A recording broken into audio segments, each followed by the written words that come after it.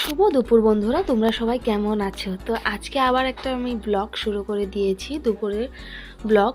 তো এখানে দেখো বর আমার মাছ নিয়ে এসেছে, এখানে পাবদা মাছ। তো পাবদা মাছটা ও কেটেই নিয়ে এসেছে, আমি ভাবছি কাটতে হবে, এখন খুলে দেখি কেটেই নিয়ে এসেছে।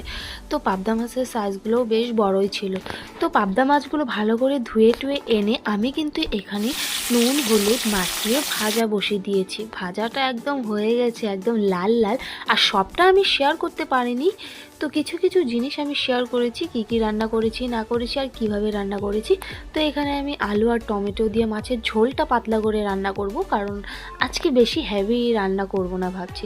তো হালকা মশলা দিয়ে আমি এখানে দেখো নেড়ে চেড়ে আমি মশলাটা ভালো করে কষিয়ে নিয়েছি। আর বাইরে কিন্তু একদম মেঘলা ওয়েদার ছিল, তো বাইরে একদম পুরো মেঘলা করে এসেছিলো। তো আমি তারপরে কাপড় চোপড় সব নিয়ে আসলাম। কাপড় চোপড় নিয়ে আসার পরে এখানে দেখি মাছের ঝোল প্রায় হয়ে গেছে, একদম লাল লাল ঝোল আমি নামিয়ে ফেলেছি। তারপর আমি বাসন টাসন ধুয়ে ঘর পরিষ্কার করে স্নান করতে যাব। তারপর হচ্ছে দুপুরের খাওয়া দাওয়া।